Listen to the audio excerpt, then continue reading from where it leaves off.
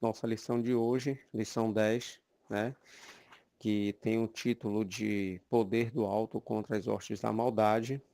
Temos o texto áureo, que encontra-se em Lucas capítulo 24, versículo 49. Tem a nossa leitura diária.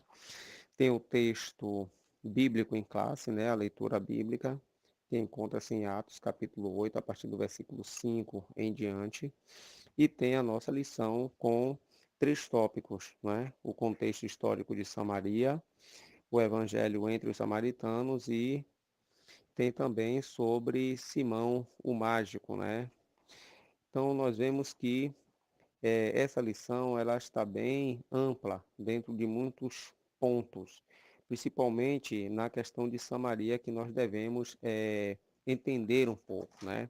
Até porque Samaria, seu nome significa torre de vigia, era uma província entre a Judéia e a Galiléia, um território ocupado pelas 10 tribos, e era uma cidade muito forte, edificada por Onrim, foi desenvolvida por Acabe, né, que comprou esse monte, essa cidade de Samaria, né, sobre esse monte de Samaria foi dado esse nome em homenagem a Semer, é, foi sitiada duas vezes, né, por Ben-Hadad, rei da Síria, como podemos comprovar no primeiro livro dos Reis, capítulo 20, e também no segundo livro dos Reis, capítulo 6.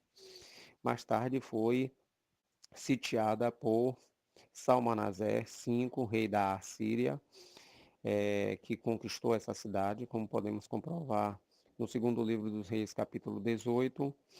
Depois, essa cidade foi subjugada, né, foi tomada por Alexandre Magno por volta do ano 332 a.C.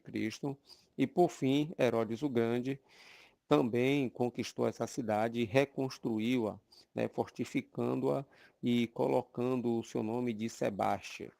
Pois bem, mas para entendermos essa questão dessa cidade, Samaria, a sua fundação, o cativeiro que aqui é falado na lição, nós devemos entender que a cidade, como eu já falei, foi fundada por Onri, né, o pai do rei Acabe, no qual reinou sobre 10 tribos.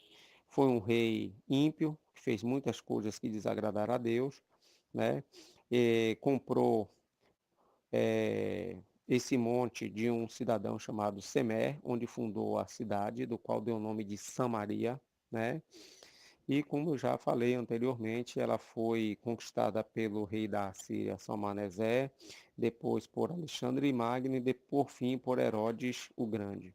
Pois bem, nós entendemos que, primeiro, é, essa questão do Reino Norte, né, que era composta por 10 tribos, né, ela tomou para si um nome de Israel e comumente é chamada de Reino do Norte na literatura atual, que trata das questões das tribos que a envolvem.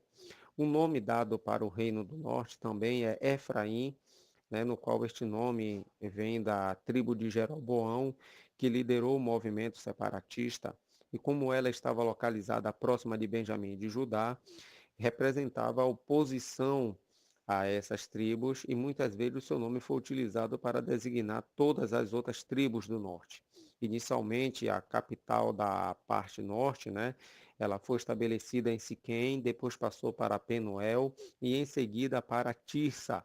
E esta permaneceu até algumas décadas, quando perdeu a posição para Samaria, a qual foi construída, né, como uma propriedade real em um local neutro, adquirido pelo rei Onri, né, o quinto rei de Israel. Com esta atitude, ele então, de uma forma semelhante à utilizada pelo rei Davi no passado em relação a Jerusalém, ele abrandou as relações entre os israelitas e a parte dos cananeus que havia sido incorporada ao seu reino, né?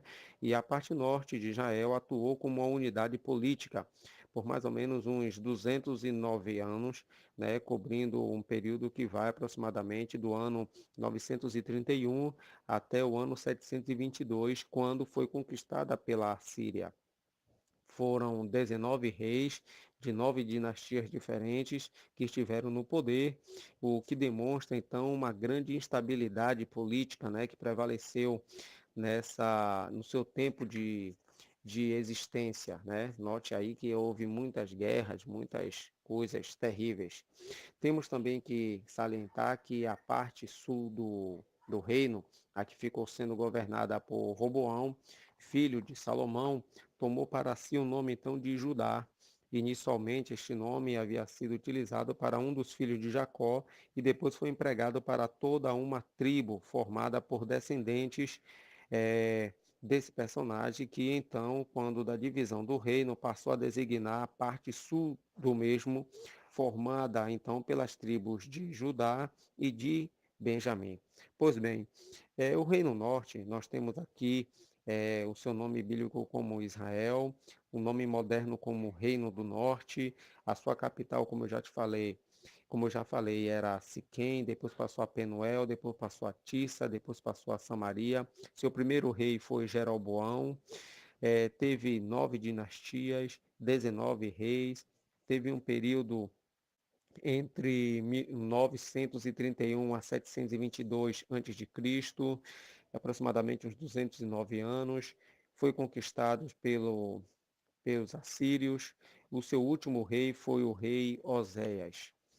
Nós devemos aqui também observar que houve muitas guerras, né, umas questões políticas também resultantes dessa divisão e que levou então a sua decadência. Vemos que o rei Onrim, por ter sido um rei muito ímpio, né, assim também como o rei Acabe e outros, acabaram levando o reino norte ao caos, ao cativeiro, né?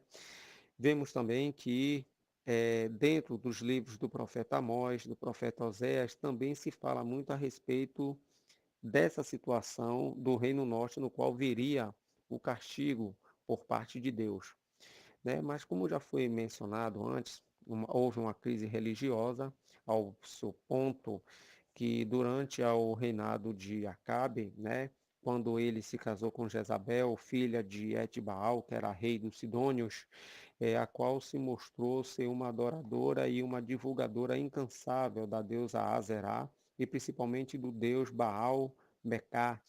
Ela conseguiu que fosse construído um templo para Baal na capital do reino, Samaria, né, e sustentou centenas de profetas com os recursos do governo, né? Ela acabou sendo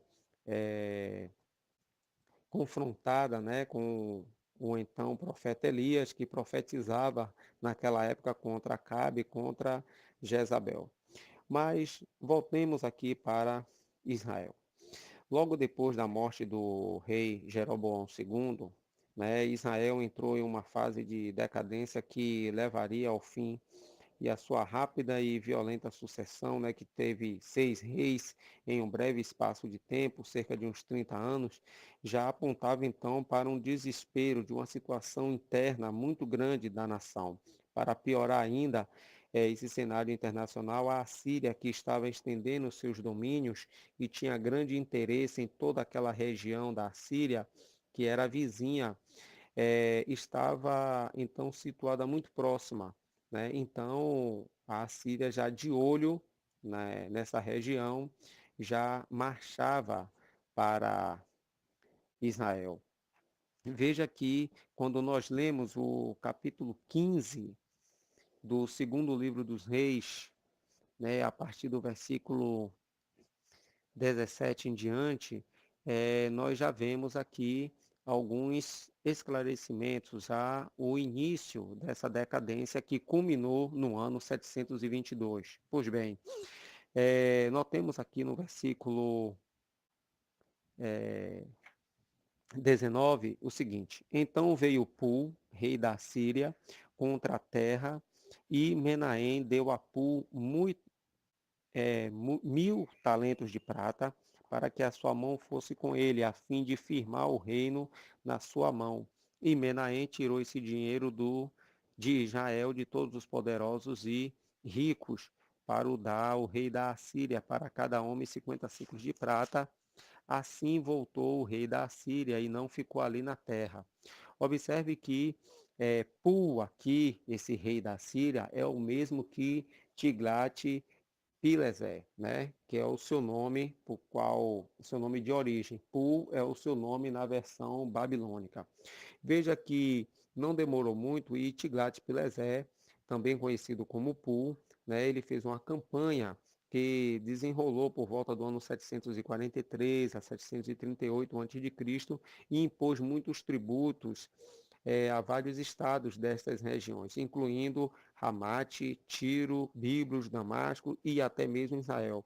E em sua política expansionista, né, no que ele foi seguido depois pelos seus sucessores, que tinham então esse costume de conquistar aquele país, subjugava os povos e qualquer tentativa de resistência, ele então pegava aqueles povos, deportava para outras regiões e havia um casamento misto e assim ele destruía tanto a nacionalidade como a cultura daqueles países. É por isso que no capítulo 17, a partir do versículo 24, nós vamos ver isso aqui, como foi que o rei da Síria, né, levando para Samaria muitos estrangeiros. Mas, antes disso, veja que no próprio capítulo 17, no versículo 5, está escrito assim: porque o rei da Síria subiu por toda a terra e veio até Samaria e a cercou 3 anos.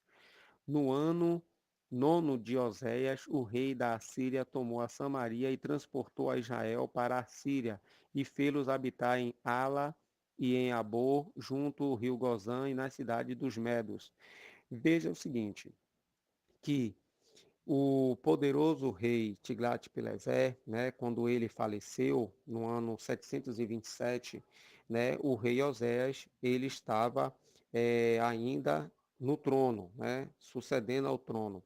Só que com a morte de Tiglat-Pileser, o seu filho Salmanaser V, ele então veio e sitiou a cidade de Jerusalém, né? Na verdade, ele sitiou e ele subjugou, né? E o que acontece? Salmanasé, ele então, vendo que o rei de Israel tentou se desvencilhar dele, ele acabou subjugando, né? Sitiou a cidade, no qual ela não resistiu e ele então levou cativo. Alguns acabam atribuindo essa conquista para o rei Sargão, ou Sargon, mas, na verdade, o rei Sargon, que sucedeu a Salmanaser V, ele não a conquistou, ele apenas regularizou a situação da cidade de Samaria, quando esta já fazia parte da sua província, debaixo da direção de um governo assírio, né?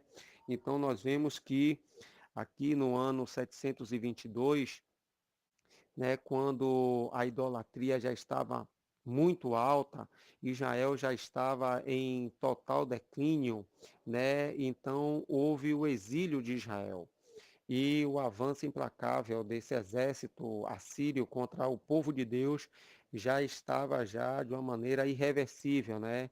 Ou seja, o pecado de Israel já estava transbordando numa medida de iniquidade no qual haveria de ser destruída, extinguida. É por isso que no capítulo 17 do segundo livro dos Reis, no versículo 18, diz assim: pelo que o Senhor muito se indignou contra Israel e os tirou de diante da sua face. Nada mais ficou senão a tribo de Judá. E até Judá não guardou os mandamentos do Senhor, seu Deus, antes andaram nos estatutos que Israel fizera. Isso significa que aqui já há um prenúncio de que a explicação do cativeiro que viria também sobre Judá, o reino sul, que eu falarei em outra oportunidade. Veja que esse reino norte, né, ele foi subjugado, né, ele foi destruído por conta de quê? Por conta da desobediência dos seus reis que andaram pecando contra o Senhor. Então, nós vemos que na nossa lição, quando fala aqui sobre o cativeiro de Israel, né, sobre o reinado da Síria, nós vemos que, na verdade, Salmanasé sitiou Samaria e levou cativeiro. levou em cativo todo o povo de Israel, e Sargon II, que sucedeu a Salmanasé, ele apenas concluiu esse cativeiro, né, regularizando a situação do povo que ali estava, porque todos estavam subjugados, né, sob o rei da Síria. E Deus permitiu isso por conta da desobediência dos seus reis. Então a palavra de Deus tinha que se cumprir, que devido ao pecado de Israel, então houve o que?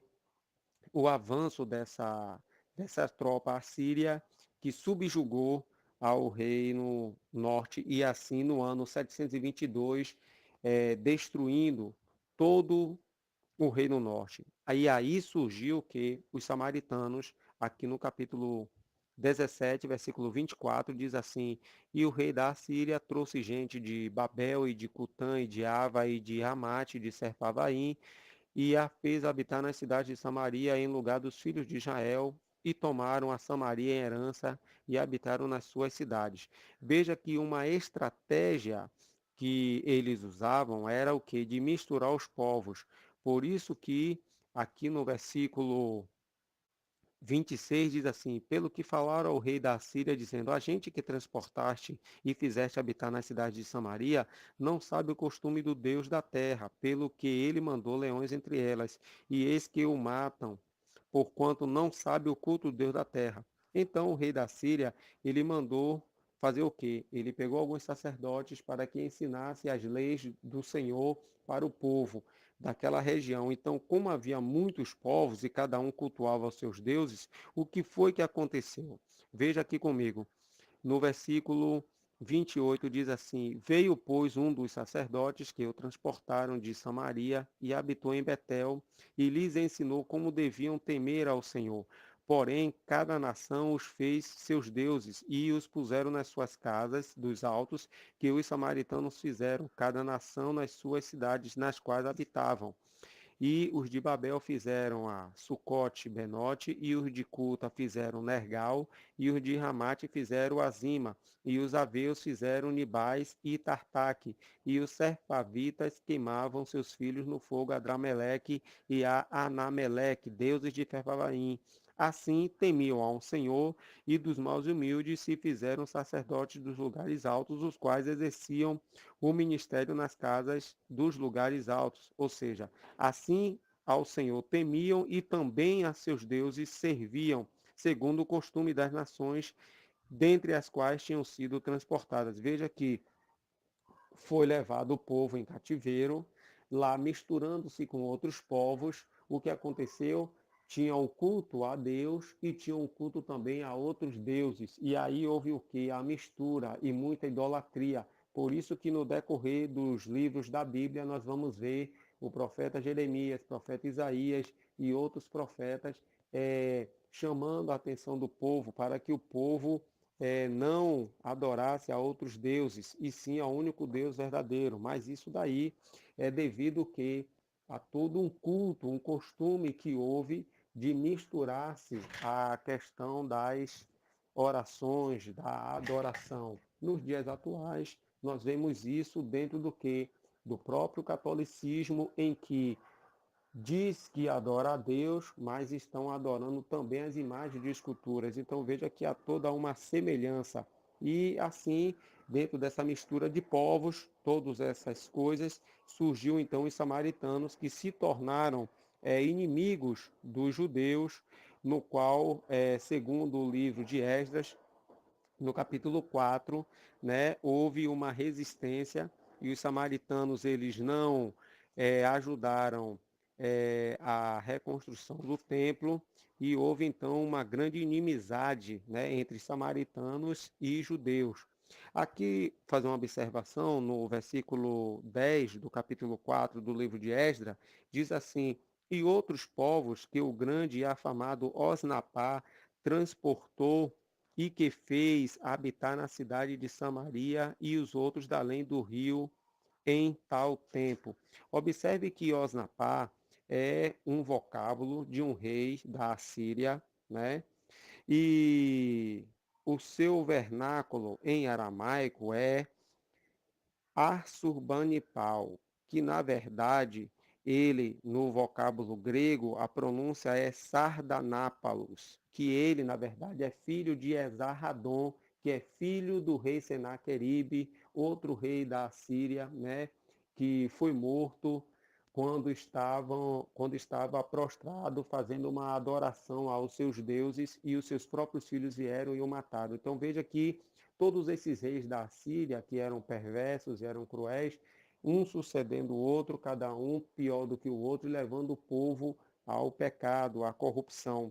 Mas Deus, então, entra com a providência e livra o seu povo. O Reino Norte foi extinto completamente, porque não tinha como salvá-los, porque eles tinham entrado numa decadência muito grande, mas Deus então tinha uma promessa com a tribo de Judá, na qual veio Jesus. Então, por isso, Deus, apesar do Reino Sul, a tribo de Judá, ter se corrompido também, mas Deus, pela sua promessa, ele procurou preservar um remanescente, para que, através desse remanescente fiel, pudesse então cumprir as promessas de Deus dita lá no passado, lá atrás. É por isso que, apesar de Judá ser subjugado pelos babilônicos, houve então que uma preservação de um grupo, de um remanescente, para que o Messias viesse à terra. Pois bem, os samaritanos, eles tinham uma crença em um Messias, né? Eles acreditavam em um Messias que viria à terra e que iria reconstruir o seu templo, né, que tinha sido construído no Monte Gerizim e que foi destruído por volta do ano 128 a.C.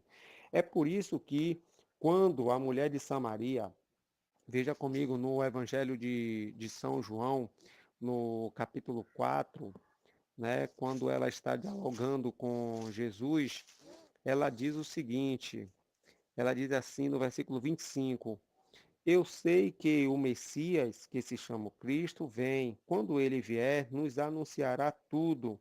Jesus disse-lhe: eu sou eu que falo contigo. Observe que os samaritanos, eles acreditavam em um Messias, só que não era o verdadeiro Messias. Eles acreditavam em um outro Messias que viria e iria reconstruir o templo deles, que havia sido destruído por volta do ano 128, e assim iria alastrar ou expandir a religião dos samaritanos. Mas Jesus, ele conversando com essa mulher, ele veta essa concepção. Ele diz: eu sou o Cristo, sou eu que falo contigo.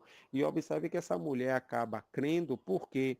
Porque lá nos versículos 16, Jesus fala o seguinte, para que ela chamasse o marido dela, e ela disse que não tinha marido. Jesus disse: você disse bem, porque você tiveste 5, mas não, nenhum deles era teu marido. Então Jesus mostrou de uma maneira muito forte, mostrou de uma maneira muito clara, sem ofendê-la, que ela estava mentindo e que ela tinha uma vida promíscua.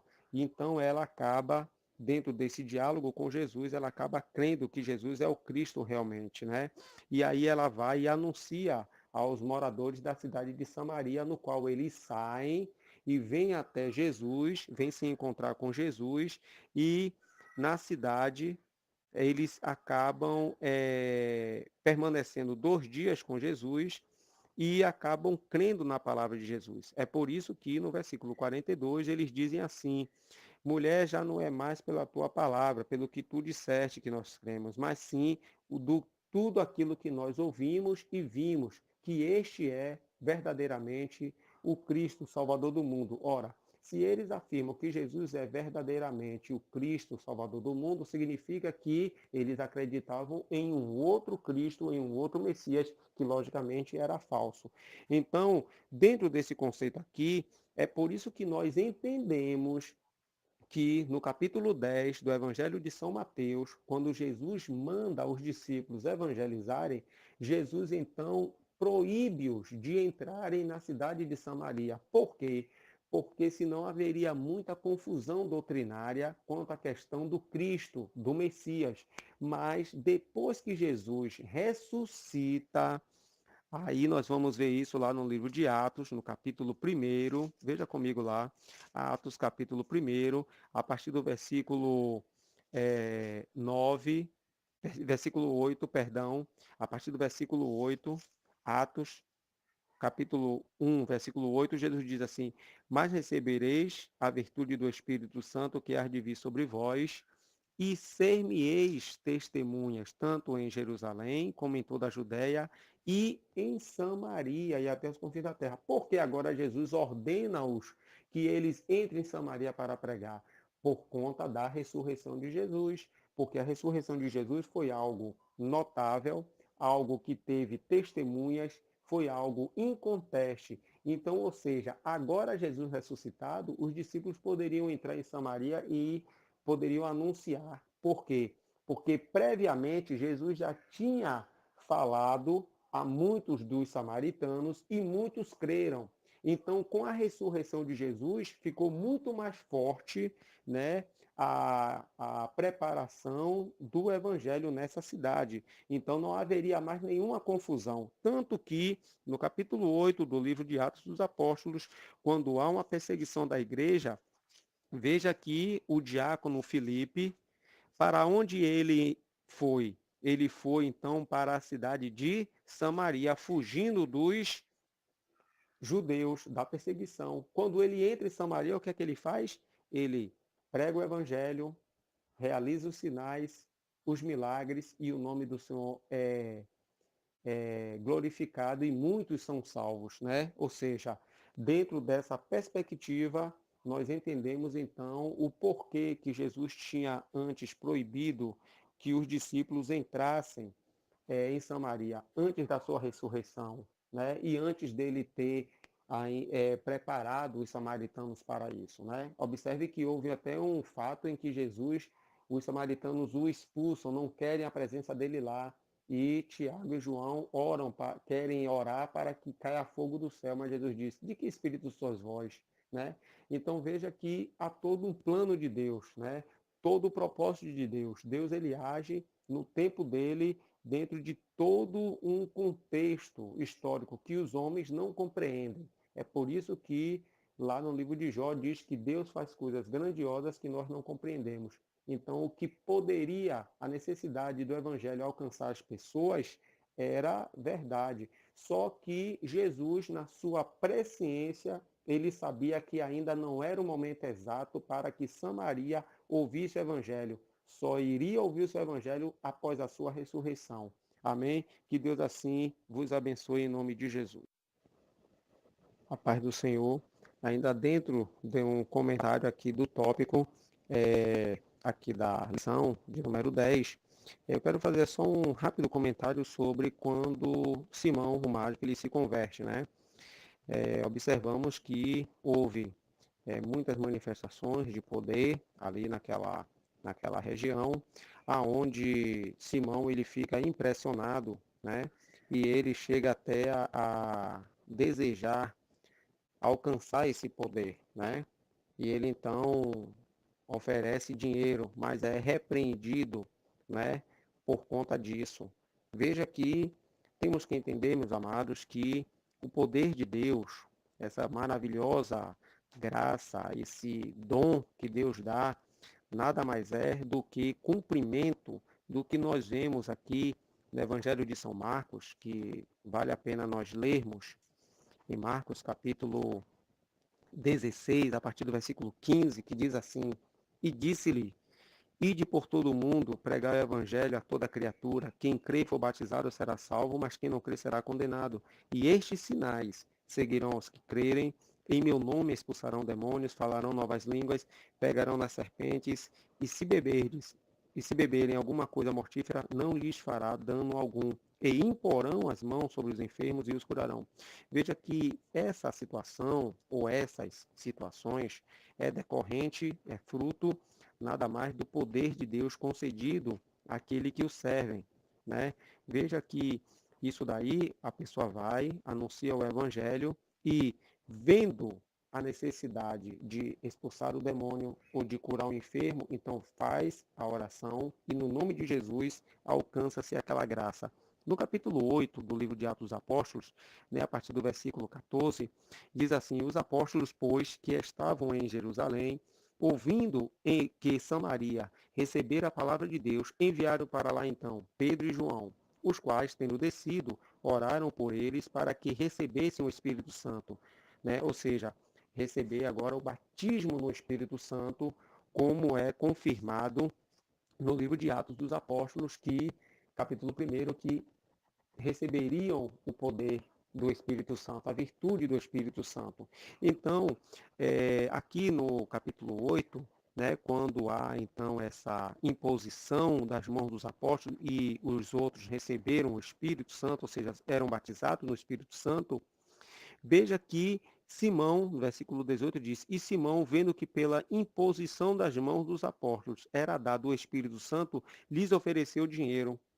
Veja que o perigo, né, da comercialização das coisas de Deus, porque o evangelho é para ser dado, anunciado, não é para ser comercializado como estamos vendo nos dias atuais.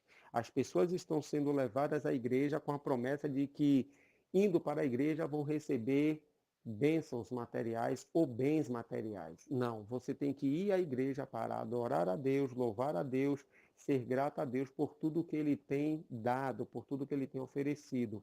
A questão da bênção já é diária, porque quando você acorda, já é uma bênção de Deus.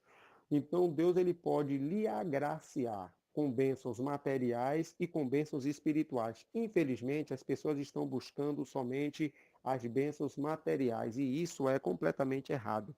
Quando Simão aqui ele vê o poder, a autoridade dos apóstolos, né? E orando, e então desceu o Espírito Santo sobre aquelas pessoas, ele ofereceu dinheiro, no qual é repreendido pelo apóstolo Pedro, no versículo 20. O teu dinheiro seja contigo para a perdição, pois cuidaste que o dom de Deus se alcança por dinheiro. Observe o seguinte, que a descida do Espírito Santo sobre aqueles samaritanos foi acompanhada de uma manifestação externa, visível, e foi notada por todos, né? E Simão, vendo aquilo, ele então concluiu que essa manifestação poderia ser comprada, alcançada por um dinheiro. Infelizmente, há pessoas nos dias atuais que vou profetizar por dinheiro, vou revelar por dinheiro, vou orar para que você alcance uma cura por dinheiro. São pessoas que estão enganando a si mesma e enganando os outros. São pessoas avarentas, são miseráveis, falsos obreiros, falsos apóstolos. São pessoas que estão comercializando para poder enriquecer dentro dessas questões aí. Só que as coisas de Deus não são assim. Primeiramente, você tem que pregar o evangelho. O dom, a manifestação do Espírito Santo é uma consequência que virá depois, né? Em muitos aspectos. Até porque nós temos que entender que na Epístola aos Romanos, capítulo 12, veja aqui comigo rapidamente, Romanos, capítulo 12, no versículo 6 diz: De modo que, tendo diferentes dons, segundo a graça que nos é dada. Se é profecia, seja ela segundo a medida da fé, se é ministério, seja em ministrar, se é ensinar, haja dedicação no ensino. Então, ou seja, o dom é dado por Deus. Vamos corroborar isso na primeira epístola aos Coríntios, capítulo 12.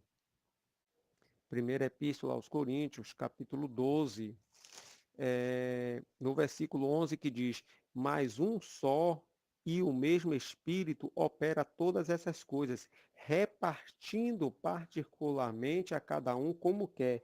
Veja que é o Espírito Santo que dá os dons espirituais.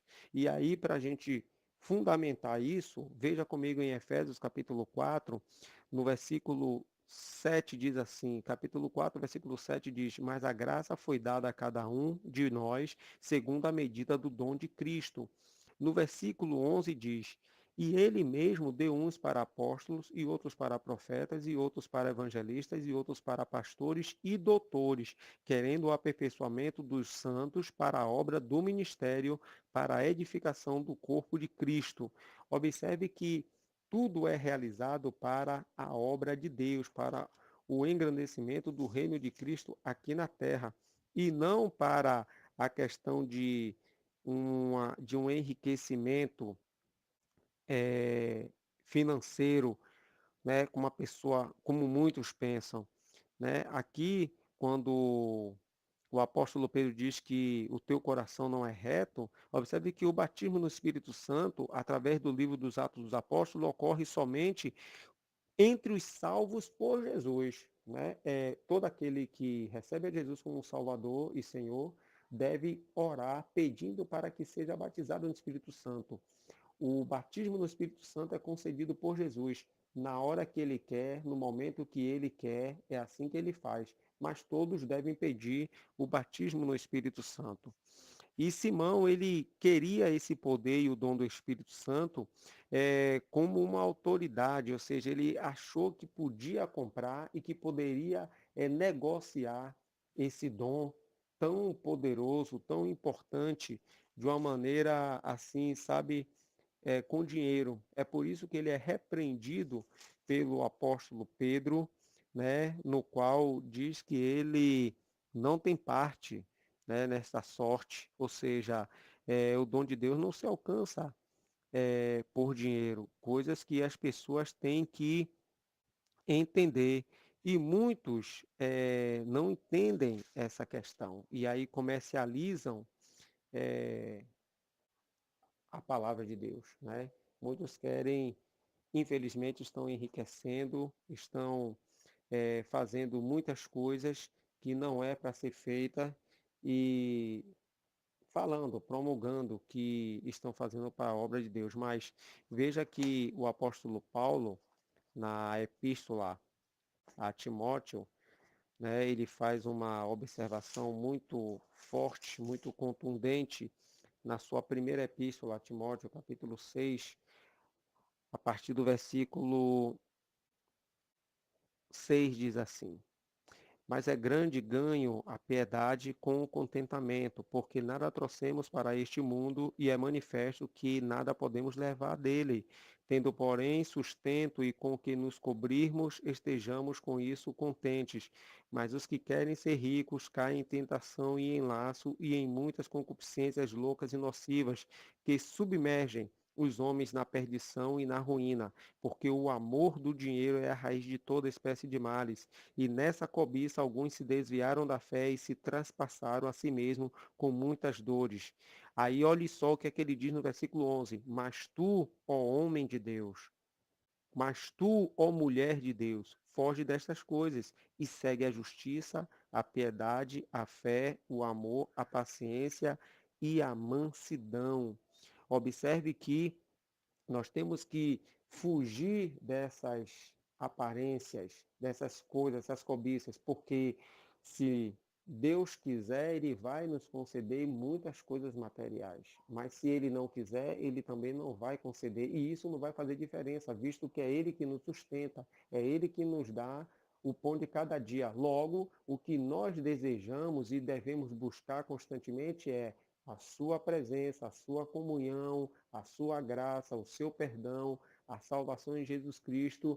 É isso que nós devemos buscar e termos uma fé firme nele, apesar de que a nossa herança não é terrena, e sim celestial. É por isso que, a despeito do exemplo de Simão, que achou que poderia comprar o dom do Espírito Santo com dinheiro e foi repreendido, né, por a, pelo apóstolo Pedro, observe que isso serve de exemplo para muitos, porque assim como o texto sagrado diz que e creu até o próprio Simão, e sendo batizado, ficou de contínuo com Filipe, e vendo os sinais e as grandes maravilhas que se faziam, estava atônito, né? Ou seja, ele ficou impressionado com as coisas que ele viu, mas ele então, de uma maneira muito, sabe, egoísta, de uma maneira avarenta, porque ele era avarento, ele deixou transparecer a sua natureza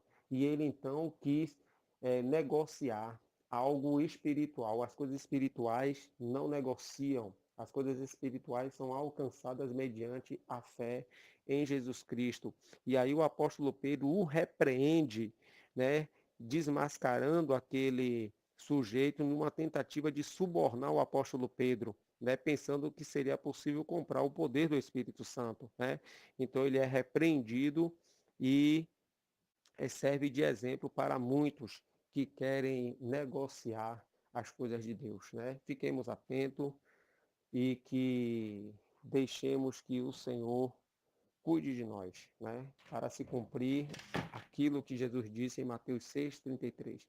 Mas buscai primeiro o reino dos céus e a sua justiça, e as demais coisas vos serão acrescentadas. Que Deus assim vos abençoe.